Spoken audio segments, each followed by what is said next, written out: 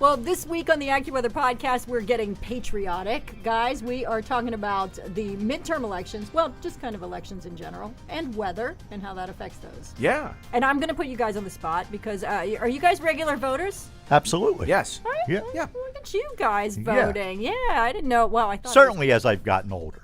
Oh, really? Yeah. I don't think I, in my 20s, probably voted in the midterms all the time, but now I certainly do. Yeah, I guess that happened for me too.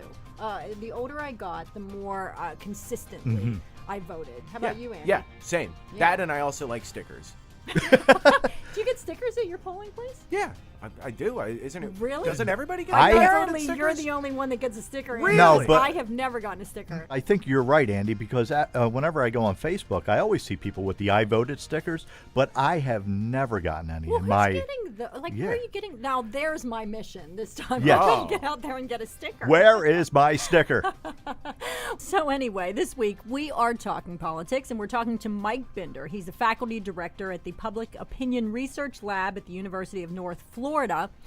Plus, we're also going to be talking politics with AccuWeather COO Evan Myers, so stay tuned. From our global headquarters in State College, Pennsylvania, it's the AccuWeather Podcast. Here's your host, Regina Miller. I'm joined on the phone by Mike Binder. He is a faculty director at the Public Opinion Research Lab at the University of North Florida. Thanks for taking a little bit of time to talk to me today, Mike. Glad to do it. Thanks for having me on. Can you tell me a little bit about your background and your area of expertise? So I am a political scientist by trade. I got my PhD from University of California, San Diego back in 2011. I spent a couple of years at Stanford, and I've been here at the University of North Florida since about 7 years now, and I've been the faculty director of the Public Opinion Research Lab for 5 or 6 of those years. And I'm really happy that you could take a little bit of time to talk to us about, obviously with us being AccuWeather, we want to talk about the effects that weather may have on voting. And I was wondering, prior to the elections, does weather seem to have any impact on your polling so far? In general, taking out of account, Hurricane Michael and what that did to the Panhandle for just a minute, but in general, weather doesn't have a great impact on our polling typically because we usually call over the course of 4 or 5 or 6 days or maybe even a week or longer. And weather, as you all know, is typically a short-term event. It's ephemeral and comes and goes. And so we usually get people, and it's not usually a big problem. However, there are circumstances where weather can have long-lasting impacts, and Hurricane Michael in the Gulf Coast is a great example of that. Folks still to this day are struggling with power issues and even some phone issues in certain portions of the more rural areas of Bay County and even Gulf County a little bit. And so it makes it very difficult to reach those voters and get a hold of them, and that absolutely can impact poll results. Right. So you're going to have much more difficulty trying to gauge the feelings of the people in that area. So does that impact campaigning in that area? Well, it certainly impacts campaigning. We saw it here in our governor's race. We have a pretty competitive governor's race with Andrew Gillum and also current Congressman Ron DeSantis. They were running for governor, and both of them kind of rushed over to the area. Andrew Gillum is currently the Tallahassee mayor, so Leon County was in the path of the hurricane, and he was there on TV getting a lot of attention. But also our current governor is running for the Senate, Rick Scott, and he suspended campaigning activities, and he's been focused on coming back from the hurricane. He was there on TV consistently getting a ton of name recognition and mentions, both on your station and others for the last several weeks. That has really buoyed his campaign a little bit, and he's getting positive marks in some of the latest polling for how he's handled that job. And that stuff matters when it comes to election outcomes. How you respond in times of adversity and how you're viewed certainly impacts people's willingness to vote for you for the next office. Well, I was thinking about that too, because we're talking about Hurricane Michael, which is like immediately before the midterms. Have you seen a difference when it's something that there's a lag effect, okay? Like where maybe, let's say Michael happened, 6 months ago, and now we're at the elections. Potentially, if you look back to Katrina, for example, which again wasn't right before the election, it was kind of a Labor Day-ish event.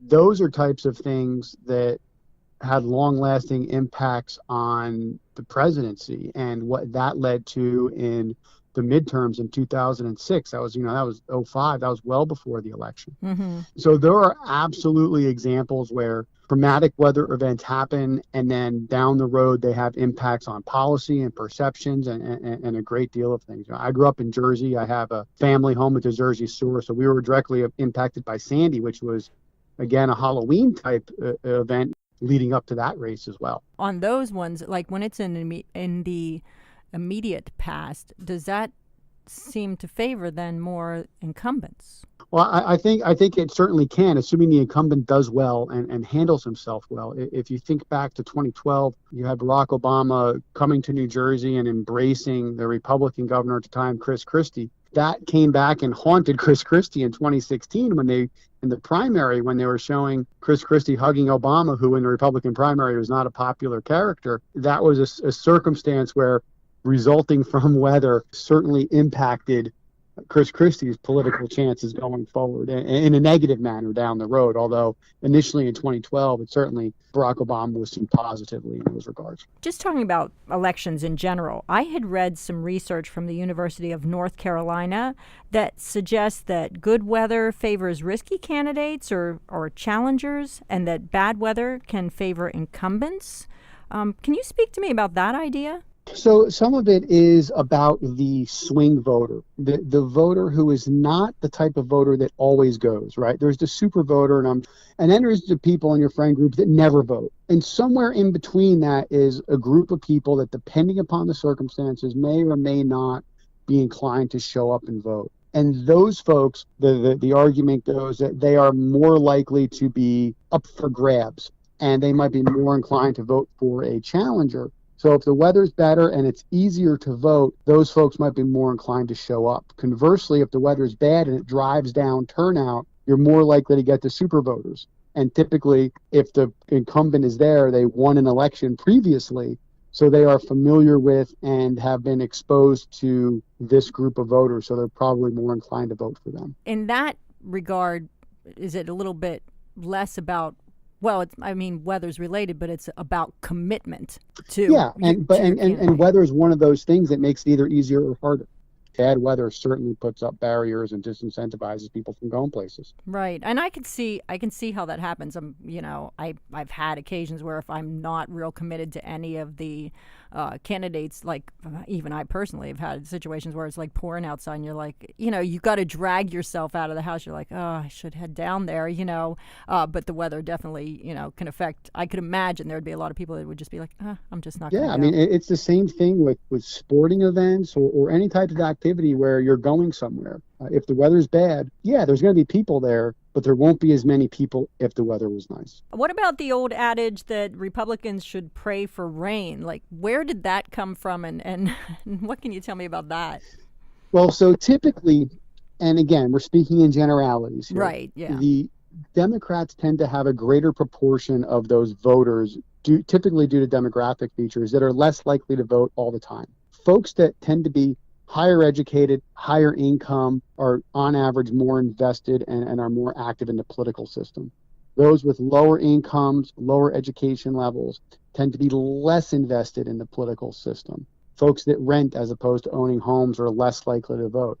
Democrats tend to have more of those people in their party than Republicans do. As such, those folks are the ones that are more likely to be disproportionately affected. So imagine yourself, if all you have to do is go downstairs, walk into your garage, get in your car, drive to your polling place, maybe you face a little bit of rain walking in and out. What if you don't have a car and you have to take public transportation and you have to go wait for the bus and you have to sit outside and wait 10, 15, 20 minutes for a bus to get on a bus to go down to your polling station? Suddenly, not only do you have to face a higher cost, it's disproportionately higher relative to somebody in a different socioeconomic status. And Democrats, by and large, have more of those types of voters in their party than Republicans do. So they're more likely to be negatively impacted by weather. Well, can you tell me about some of the races to watch this year? I'll make a pitch here for Florida. We have a pretty exciting governor's race with a very progressive African-American Democrat Andrew Gillum, up against a very conservative, closely tied to Trump Republican Congressman Ron DeSantis. And in a lot of ways, Bernie Sanders has been down here, and some folks are making the argument that this is the kind of Sanders-Trump election that never happened. Right. And we're getting a lot of attention now. I could see how that would be the case. The other thing to keep your eye on, not so much the Senate races, because I think it's pretty safe that the Republicans are going to be able to maintain control of the Senate, but the House races. And congressional races typically don't get a lot of attention, but this year they're going to matter a lot because there's a real chance that Democrats can take back control of the House. And if Democrats have a majority in the House, it's going to completely alter the landscape in Washington as far as what gets through Congress, what hearings are held, how President Trump is able to govern, all those types of things. And there's a number of competitive House races, both here in Florida and nationally. And I'll make a plug for my colleagues up at Siena College. They're partnered with the New York Times and are doing live poll updating of 50 different battleground congressional seats across the country. And those, I think, are things to keep an eye on. And if you're a voter, yes, pay attention to your governor's races and all of that. But those House races, those U.S. congressional races, they're going to have a big impact on what government looks like for the next 2 years. So are you expecting a bigger turnout in general because of kind of how things are right now? Again, I want to be careful here. When I say bigger turnout, and I think there's excitement and enthusiasm, we're talking about a midterm election here. Anywhere from 40 to 50% of registered voters actually show up and vote in these things. Mm-hmm. So if we're on the higher end and we're at 50 or the low 50s as far as registered voter turnout goes, that's good. Now, objectively, that's probably not so good when you're thinking about what about the other half of the voters that aren't voting or paying attention. Right. But we will do better, I think, on average for a midterm because of a lot of the political both debate and intensity that's out there. One of the things that I saw too that is a weather-related situation that could have an impact politically maybe is in your area, red tide. Right. So aside obviously from the health and environmental impacts that the red tides are having here in Florida, there's absolutely political costs. There's a congressional district down there that we polled in just south of Hillsborough, kind of Manatee County and Sarasota County in Florida, just below Tampa, that the environment was the most important problem that people mentioned when we asked them what the most important problem facing their district was. And that's never been the case. So the idea that this is such an important issue and it threatens not only the health of the people around there, but also the tourism industry, which is enormous for Florida. How candidates can do on attempting to solve that has implications not just for people that are concerned about the environment, but people that are concerned about tourism dollars. And that's something that here in Florida is very important. And both our Democratic and Republican governor's candidates have made this an issue, and it has been talked about a great deal. The Senate candidates, even though typically when you're thinking about running for Senate, it's more of a national issue, both candidates have been running lots of ads about the role of red tide and who's at fault and who's to blame for it. So there are certainly that issue has come into the forefront here in Florida. And I would imagine that this type of thing occurs at a lot of different places when you have a localized environmental threat or weather-related threat. Maybe you have some tornadoes in the Midwest that decimate a town. Those localized issues can bubble to the top during elections. Right. And it's kind of interesting how that goes from being, it's an environmental issue, but how it kind of takes center stage with people that maybe it normally wouldn't because it became an economic problem. Absolutely. There's a lot of people in this country that, don't much care about the environment and don't think it's, man's place to worry too much about that. But once it starts impacting your bottom line, suddenly a lot more people care about it. Right. And when you start threatening tourism dollars in the state of Florida, I mean, that is our bread and butter. And if that gets threatened, there's a lot of other places that have beaches that people can go to and that are warm. Right. So you don't want to mess around with that. Well, I really appreciate you taking some time to talk to me. Thanks so much, Mike. This has been really informative, and I appreciate it greatly. Glad to do it. For a kid that grew up in Jersey staring at weather and maps waiting for a hurricane to come bring me surf. I get a kick out of talking to folks on AccuWeather. I bet. I bet. Well, it's been interesting. Thanks, Mike. All right. Thank you. Have a good one. You know, one of the things that I thought was interesting that Mike was talking about was in Florida, for example, where they have like a week or two of early voting, depending upon like the county you're in or whatever, and how there's also with more absentee ballots. You can pick your day. Like, you can pick a sunny day and go out and vote. I would love to be able to do that. I actually have not, I hate to say it, I have not gone out because we have one day. And if you work that day and you're gone and you finally get home, you eat dinner and you sit down and then you look outside and it's raining or something and you're like, oh, man, I should go vote. Forget about it. Yeah. You know, it's almost... Because you got to go park. Yeah. And then you got to go in, and because there's only one day, everybody's lined up out the door. And so you got to wait to go in. I always thought it should be a national holiday. I'm with you. Yeah, I think it should be. It should be. It should be, I think. Yeah. I mean, why not? If we want people to vote, we want people to participate. If you really want to maximize the amount of Absolutely, turnout. yeah. So why not? I think it's somebody needs to listen to us about that. Who do we talk to? Who do we I talk get to? on the phone? So, well, I'll tell you who I'm going to get in studio here coming up is Evan Myers, and we're going to be talking some more about this. But before we get to Evan, I know he's waiting outside the door for us, but make sure to go to AccuWeather.com/podcast, and don't forget to subscribe to the AccuWeather Podcast wherever you get your favorite shows. Well, for our next segment to follow up on elections and then forecasting, I thought, well, who's better to bring in than Evan Myers, because you're passionate about both those, right, Evan? Well, that's right. So I am passionate. There's a lot of people that are passionate about politics and the weather. Sometimes they go hand in hand. Obviously, I'm passionate about the weather, and I've been involved in civic things myself for many years, serving on different commissions. And currently, I serve as president of our city council. So here in State College, where AccuWeather's global headquarters are located. So I've been involved in all kinds of different things. It keeps me busy, keeps the juices flowing. And I've been a student of politics for most of my life. Right. So you know the importance of weather and how that can affect, different elections. But, I thought I'd bring you in, too, to talk a little bit about some historical events, weather events, and maybe how those might have affected elections, if they do at all. And I wondered if you might have a couple for me. Well, it's kind of interesting. Certainly, the weather in November can be an issue for the general election because you start to get some of the snows from the winter starting to strike. Although the main impacts that weather have had historically are events that really didn't occur on Election Day, but occurred prior to that. You can look at Hurricane Sandy, for example. That had a profound impact on the turnout across New Jersey, in New York, and Connecticut, mostly northern New Jersey. It's interesting, though, when you look at it, even though less people voted in the 2012 presidential election than voted in the 2008 presidential election, the trend in New Jersey, the voting trend in New Jersey, was actually different than it was across the rest of the country. That was the re-election campaign for Barack Obama. Mm-hmm. And usually when presidents are fairly popular and, moving toward re-election, less people vote in those elections.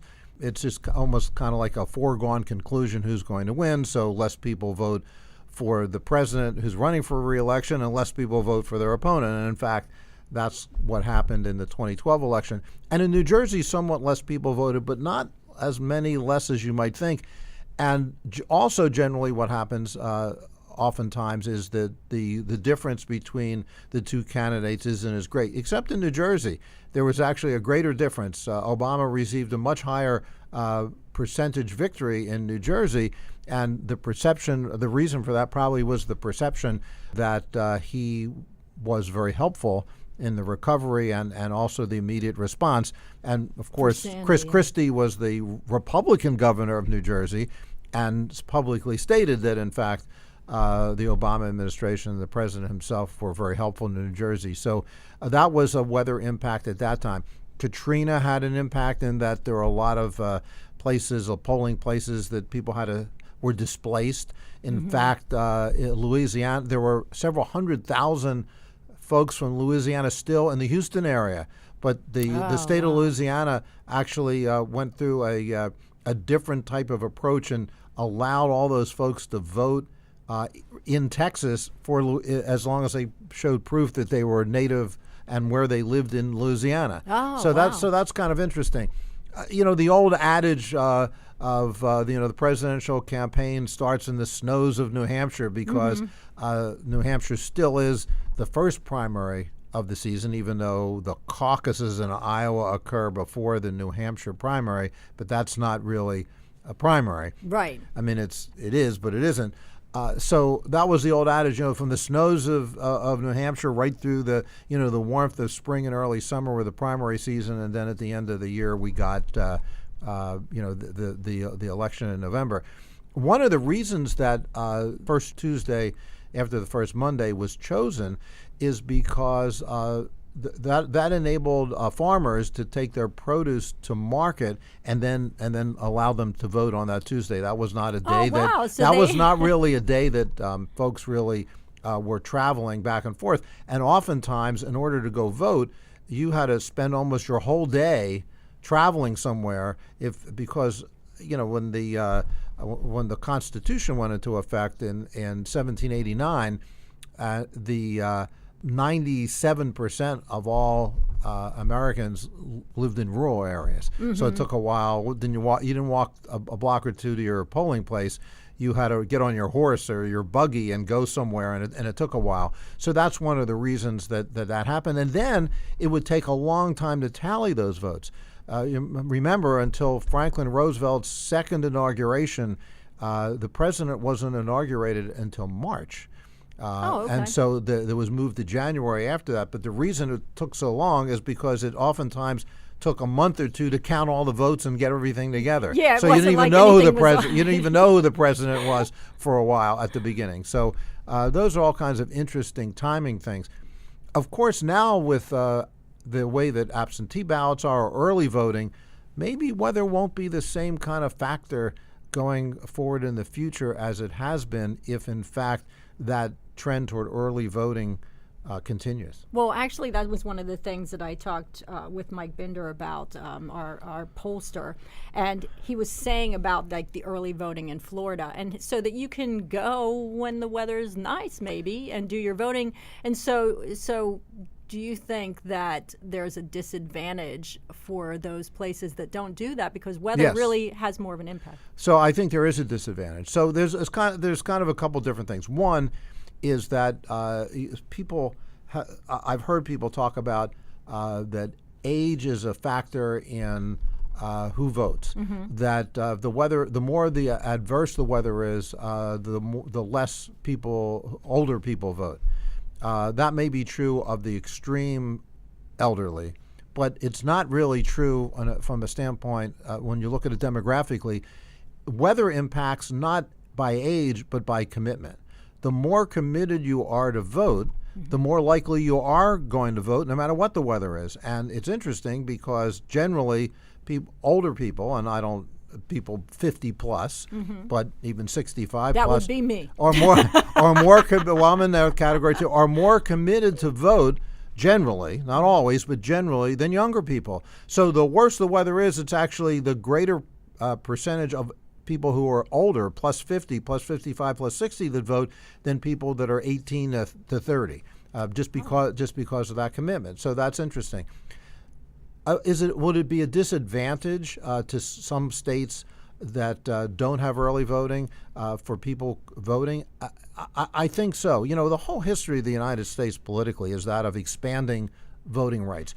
Before the Constitution, in many places, you could only vote if you're a white, male, landowning Christian. That was the only way you could vote. Wow. But as we've gone through time, as you've looked at the Constitution and who is allowed to vote, and who the country has, it's been an expansion of voting rights to allow citizens, any citizen, to vote. So you have a cross section of the real, general public instead of just now we do, and that's been what the model the country has been moving toward, and so early voting allows folks to do that, allows greater participation, and if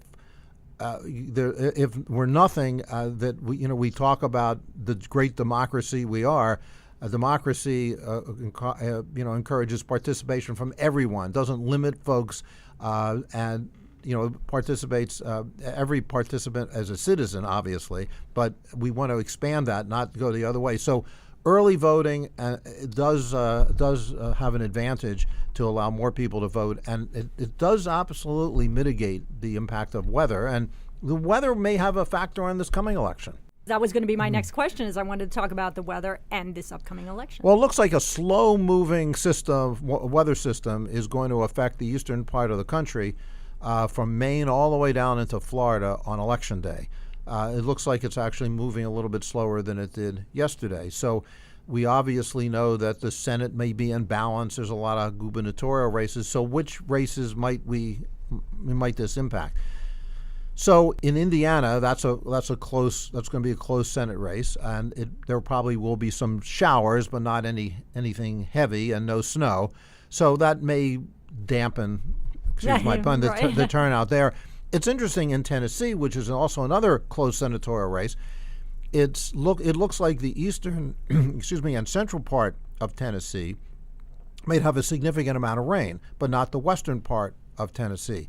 So that may affect turnout in different parts of the state. So depending on where someone is stronger than not, it could hold down turnout. Yeah, whether you have more Democrats, more Republicans, in which areas of the state. Exactly. And also the Florida Panhandle that was ravaged by Hurricane Michael, they're still reeling and trying to recover from that. The recovery, which is, I know AccuWeather.com has been reporting on the slow nature of the recovery, but it's kind of, the national news media keeps moving on to the next story and the next story. Mm-hmm. But the Florida Panhandle and also Southwest Georgia are both in really bad shape, and the recovery is really, really slow. And so in the Florida Panhandle, that area is actually much more heavily Republican. And so if it's harder for those folks to vote, whether to vote early or vote on Election Day, that could impact two very close races. The gubernatorial race, in which the Democrat in the latest poll has a few percentage point lead, and the senatorial race, which is also very close, that I think the Democrat has a 1 or 2 point lead. So if in fact the Panhandle, the vote is somewhat suppressed, that would help the Democrats in both categories.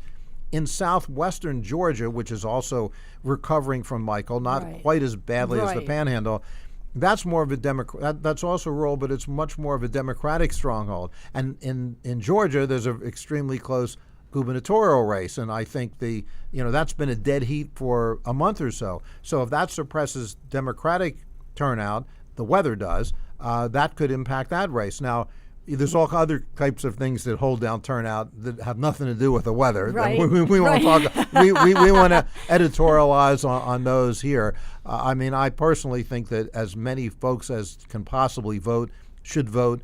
It's not a privilege. It's your right to vote, and you should exercise your right. The only way that you are going to be able to have an impact on the outcome of where the country's going is if you express your voice. I agree. I have a friend that she never wants to vote because she's like, I don't really like politicians. And I was like, you know what? You can't complain unless you get in the game and vote. So I think that's good advice, Evan, for everyone. So thanks for talking to me today. Absolutely. One of the things Evan was talking about, and, I was thinking about the fact that we voted more. We were saying we voted more as we got older, but that might not be necessarily a trend that's going to continue. No, it looks like this year, actually, a new survey by the Harvard Institute of Politics says that about 40% of young Americans in that 18 to 34 age range are actually going to go out and vote this year. That's actually up. It's a record. It's up from 4 years ago where only 13% voted. Wow, that's a huge difference. And I think, whatever side of the aisle you're on, it's divisive times, and I can see why that brings out, everybody now really wants their voice to be heard, probably more than ever. The sad part is it's 40%, and that's a record. So Yeah. so 60% are still saying, forget about it, I'm just staying home. True. It's sad to me. That is sad to me. I think sometimes it's like that people feel like they can't necessarily make a difference with one vote. But you know what? Every one of them, they always say every vote counts, and it really does. So we really enjoyed our interviews today with Mike Binder and also, obviously, with Evan Myers. We always enjoy sitting down with him. And next week, we are going to be talking about weather folklore. So some of the things maybe your grandmother told you about or whoever. Was that your grandma voice? No, she didn't sound like that at all, so I'm not sure where that came from. But anyway, and Andy's just like, So anyway, we are going to be talking about some weather folklore. You know, some of it has some truth to it, and then some of it's just ridiculous. So you'll want to tune in for that. Thanks for listening to this week's episode. Be sure to subscribe to the AccuWeather Podcast, giving you the stories behind the weather, discussions on trending weather topics, and so much more. New episodes every Thursday. Just search for AccuWeather on iTunes, Stitcher, or wherever you find your favorite shows.